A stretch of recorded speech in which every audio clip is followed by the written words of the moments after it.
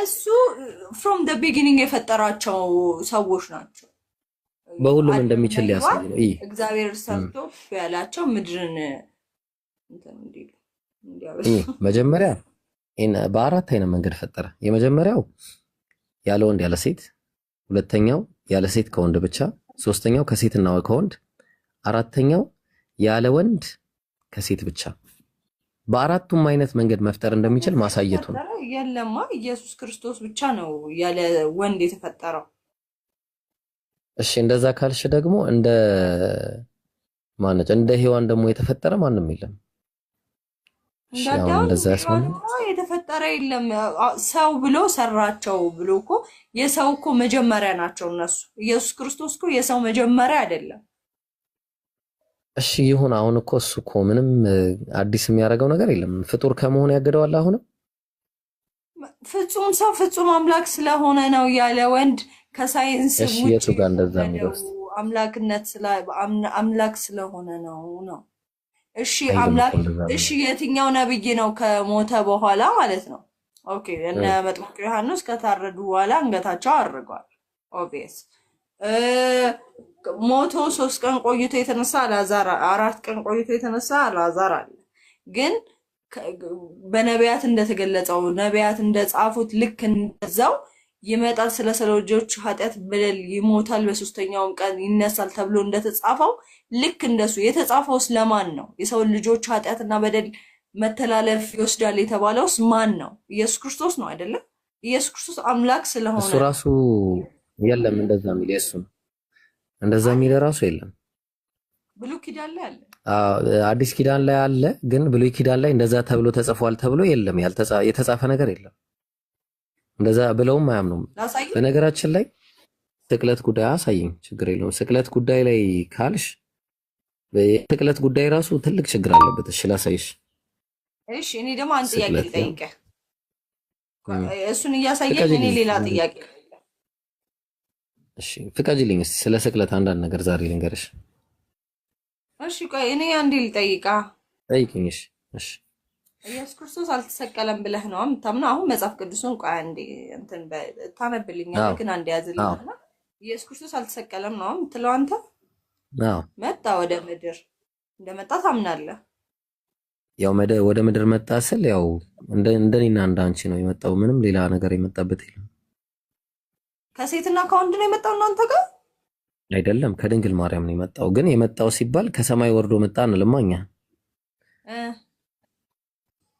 ልክ እንደ ማንኛውም ሰው እዚሁ አይደል እንዴ የተፈጠረው?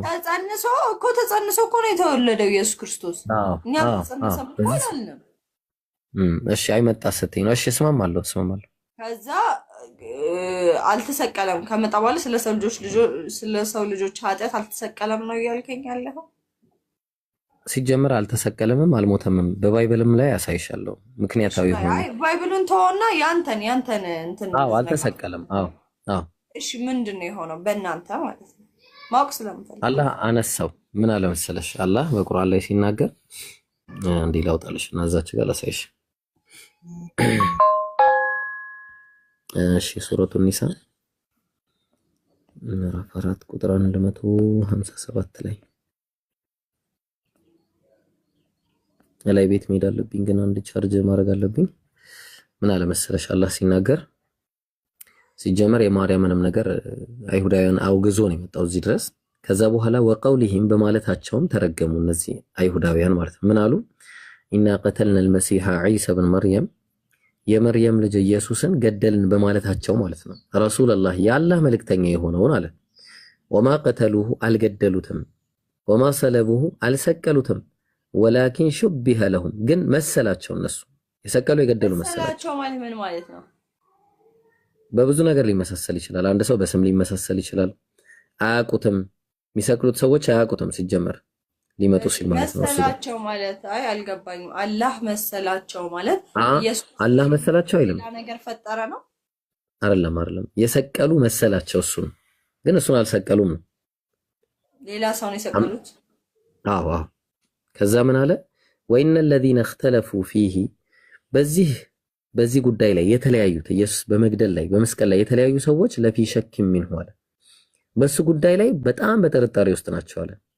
ማለሁም ቢሂ ሚን ዒልም እውቀትም የላቸውም አለ። ኢለ ኢትባዕ ዘን ጥርጣሬን ከመከተል ውጭ አለ። ወማ ቀተሉሁ የቂና በእርግጥም አልገደሉትም አለ። ታዲያ ካልገደሉ ካልሰቀሉት የት ሄደ ሲባል አላህ ቃል ገብቶለት ነበር እንደሚያነሳው። በረፈዐሁ ላሁ ኢለይሂ ወደ ራሱም አነሳው ሳይሞት ሳይሰቀል። ወካነ አላሁ ዐዚዘን ሐኪማ አላህም አሸናፊና ጥበበኛ ነው አለ። ግልጽ ነው። ስለዚህ አላህ ማንሳቱን ነው የሚናገረው። አሁን እንዴት እንደዚህ ልትል ቻልክ? ቁርአኑ እንዴት እንደዚህ ጥርጣሬ የሚባለው ነገር እንዴት ነው ያመጣው ካልሽኝ፣ እሺ እኔ አንድ ጥያቄ ልጠይቅ። እሺ ጠይቂ። አላህ አይዋሽም አይደለ? ለምን ይዋሻል? አላህ ባህሪውም አይደለም። ለምንድን ነው የሸወዳቸው? ለምንድን ነው አልሸወዳቸውም? ያው አስመሰለባቸው አልከኝ እኮ። የለም እንደዛ የሚል ነገር የለም። አስመሰለባቸው ሳይሆን መሰላቸው ራሳቸው እኮ እንደዛ ባደረጋቸው ነው። አይደለም በራሳቸው በነፃ ፈቃዳቸው ኢየሱስ ነው ብለው አንዱን ወስደው ሰቀሉት። ኢየሱስን ግን አልሰቀሉትም። አላህ አነሳው። እንደዛ ነው የእስልምና አስተምሮ ያ ነው። ያማ እንደዛማ አይሆንም። ገብቶሻል? የአላህን ነብይ ሊገሉ ፈለጉ። አላህ ነብዩን ደግሞ ቃል በገባለት መሰረት ሱረቱል ኢምራን ላይ እኔ ወደ ራሴ አንሺህ ነኝ ባለው መሰረት አነሳው፣ ከተንኮላቸው ጠበቀው። ተግባባ? ያን ያለው ነገር። እሺ አሁን እንዴት ጥርጣሬ ውስጥ እንዳለ ልንገርሽ። በመጀመሪያ ደረጃ ለኛ ኃጢአት ነው አይደለ ኢየሱስ የተሰቀለው የተባለው መነን። እግዚአብሔር ባይብል ላይ ምን ይላል መሰለሽ? ኦሪት ዘኍልቍ ትንቢተ ሕዝቅኤል ምዕራፍ 18 ላይ እንዲህ ይላል፣ እናንተ ግን ልጅ የአባቱን ኃጢአት ስለምን አይሸከምም ትላላችሁ?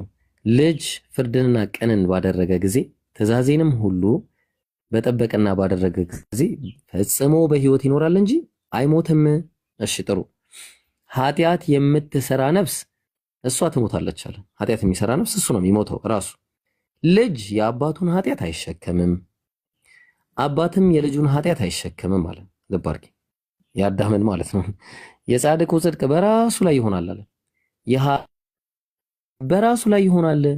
እንዳውም ኃጢአተኛውም ካደረጋት ኃጢአት ቢመለስ ከሁሉም ኃጢአት ቢመለስ ትእዛዜንም ሁሉ ቢጠብቅ ፍርድንና ቅንንም ነገር ቢያደርግ ፈጽሞ በሕይወት ይኖራል እንጂ አይሞትም አለ።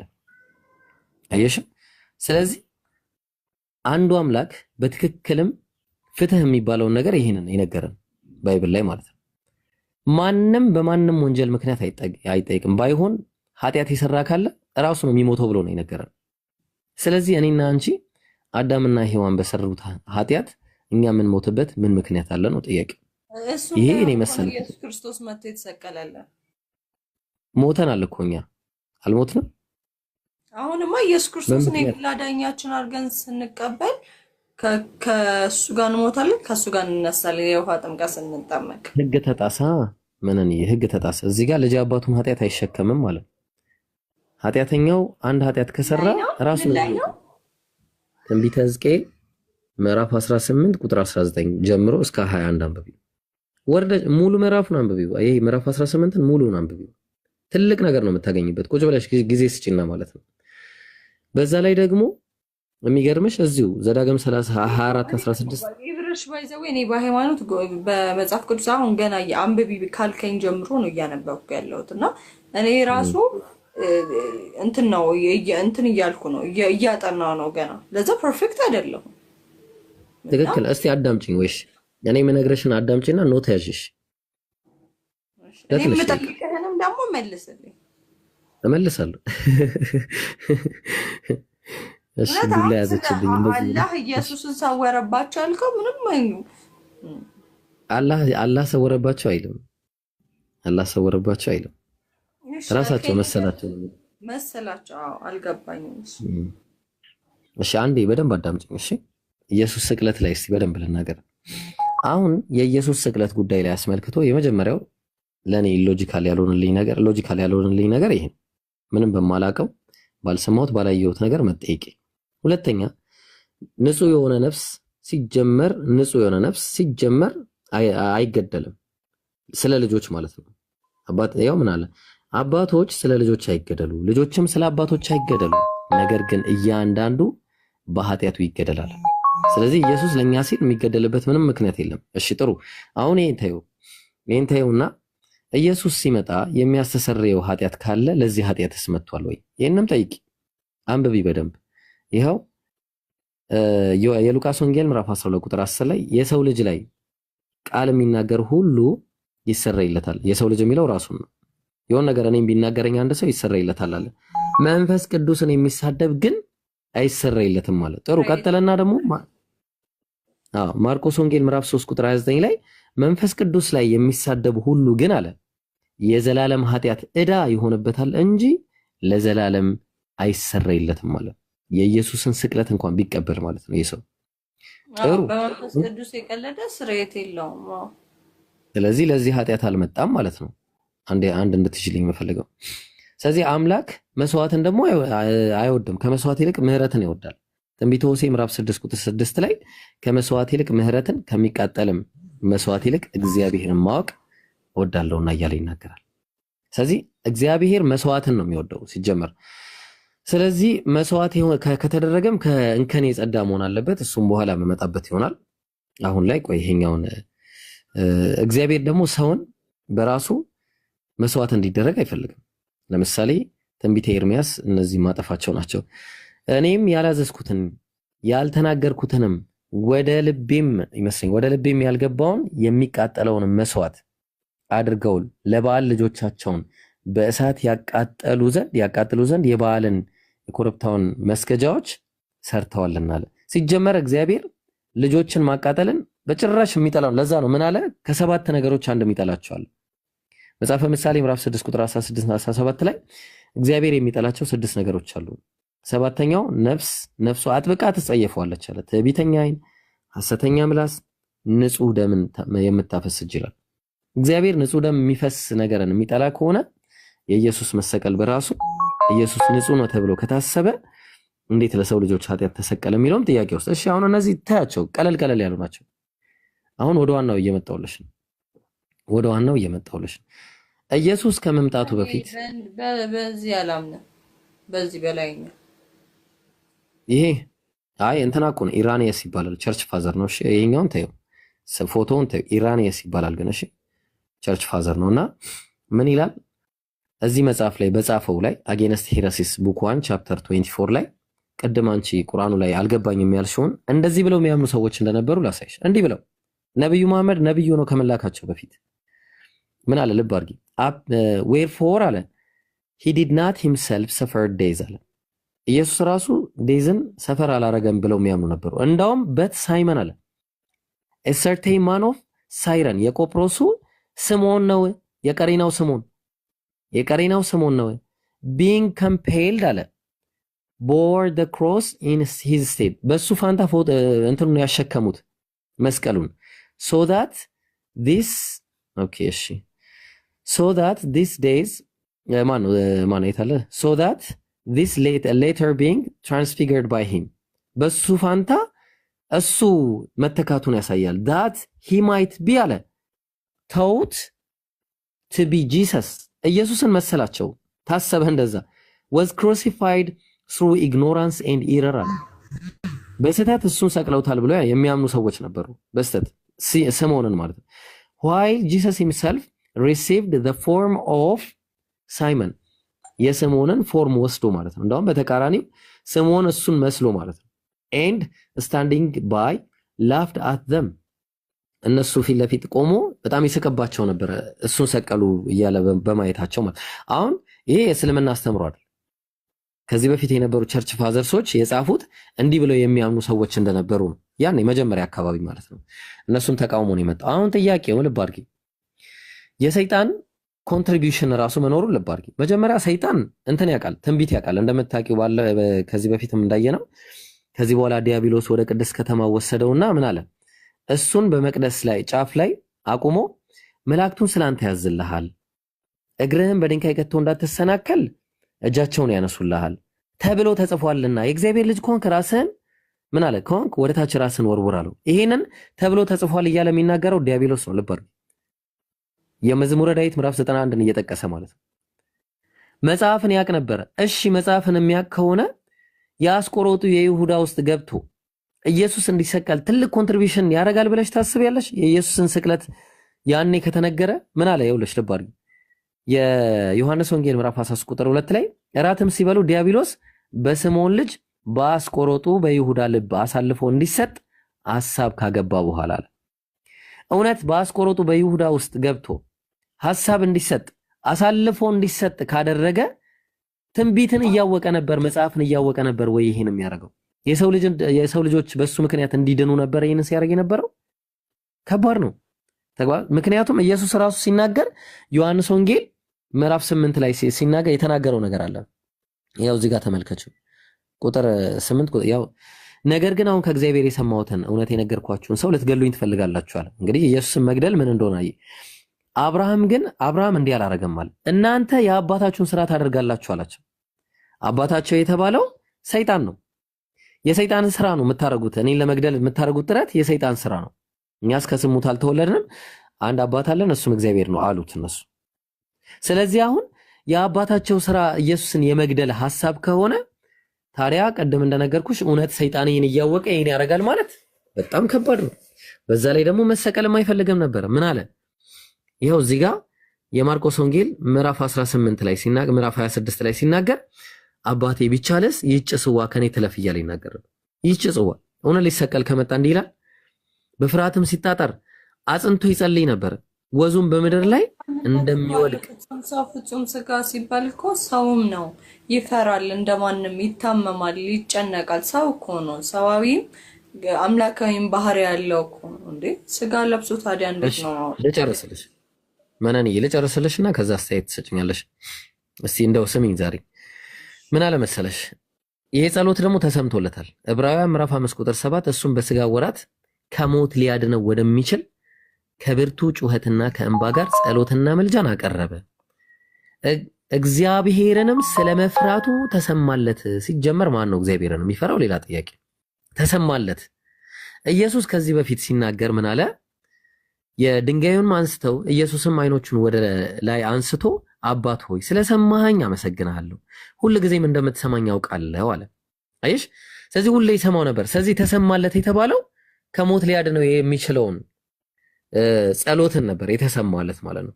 ስለዚህ አሁን ኢየሱስ ከዚህ ሰዓት አድነኝ ብሎ የተናገረው ጸሎት እንዳገኘ የምታውቂው ከዚህ ጥቅስ ነው። በተለይ ነው ዮሐንስ ወንጌል ምዕራፍ 7 ላይ ኢየሱስን ያው እንግዲህ ከኢየሩሳሌም ሰዎች አንዳንዶቹ እንዲህ አሉ። ምን አሉ? ሊገሉት የሚፈልጉት ይህ አይደለምን እየተባባሉ ሲነጋገሩ ሰሙና ቁጥር 32 ላይ ፈሪሳውያንም ህዝቡ ስለሱ እንደዚህ ሲያንጎራጉሩ ሰሙ። የካህናት አለቆች ፈሪሳውያን ሊይዙት ሎሌዎችን ላኩ። ለምን? ሊገሉት።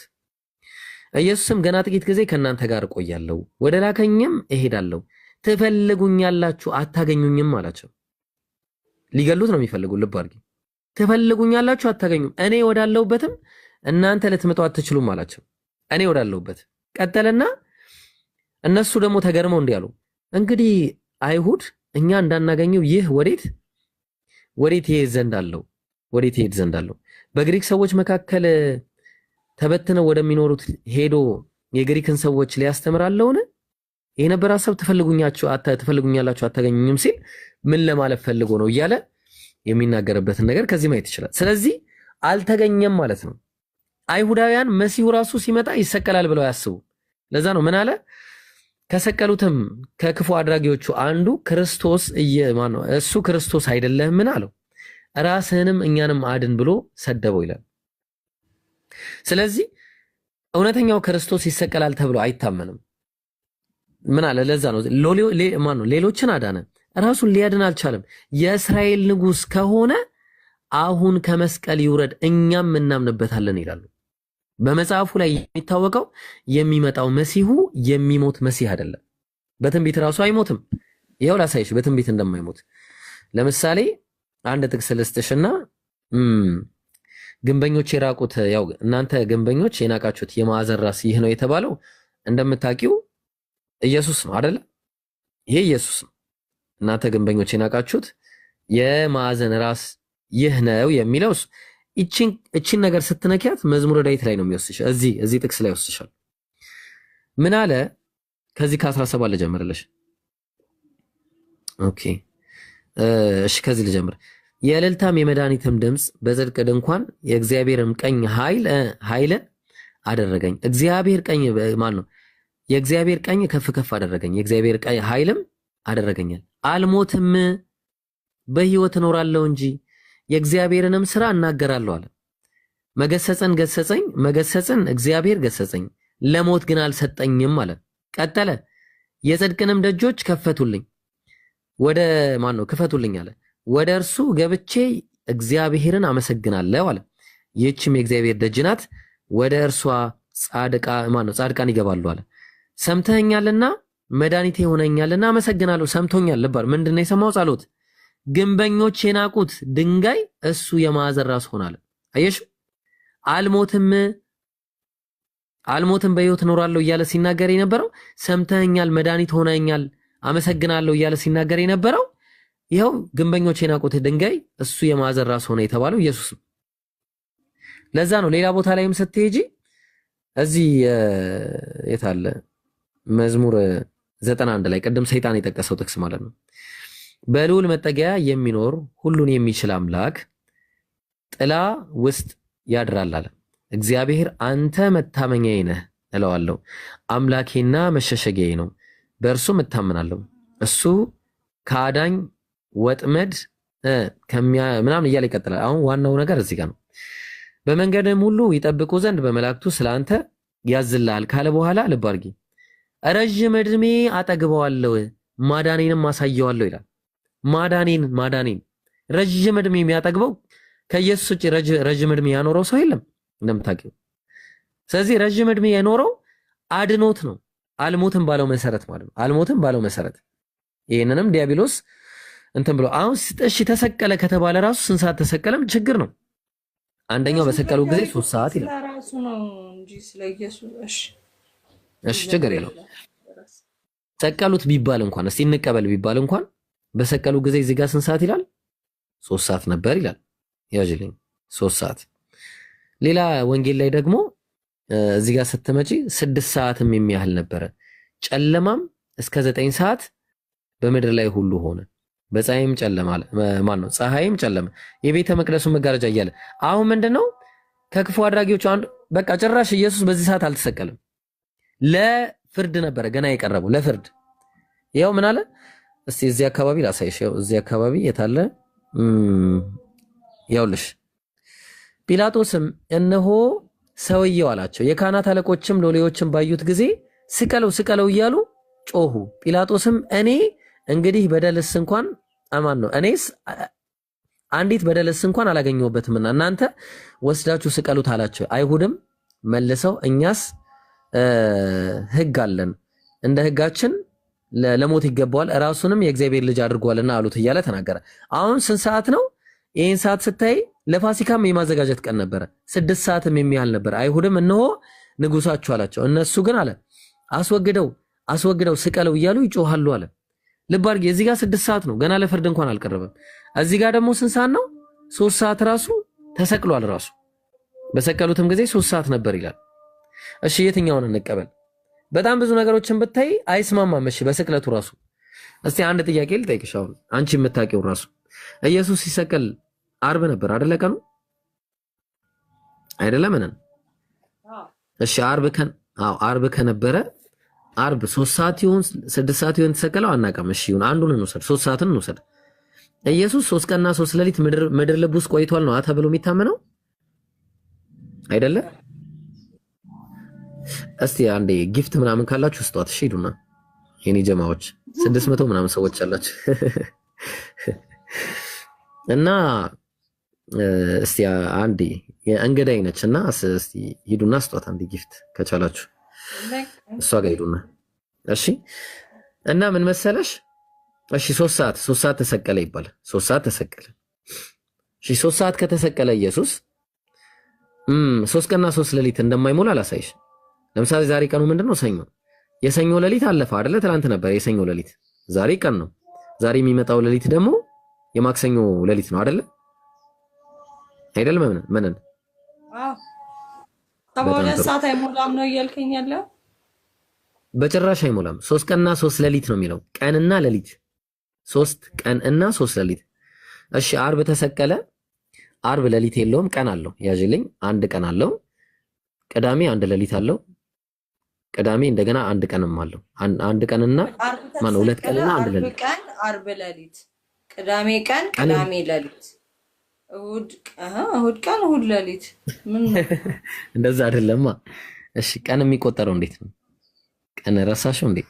ዛሬ አርብ ከሆነ እሺ ይሄና ይሄንን ያዥ።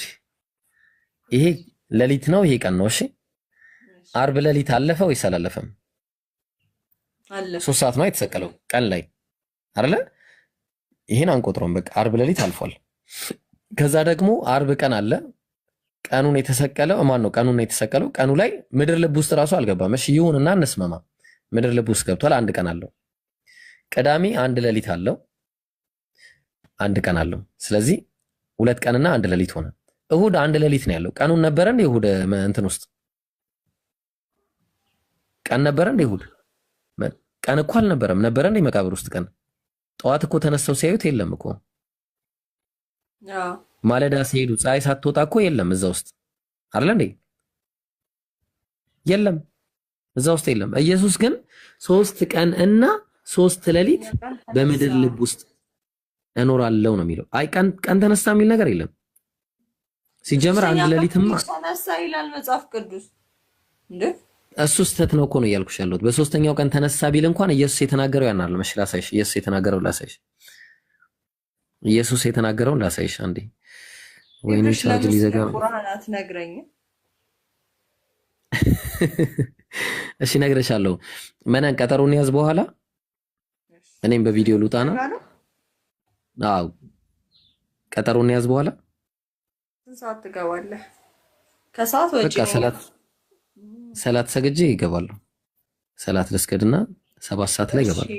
እስከ 7 ተኩል ነው ያለሁት እኔ።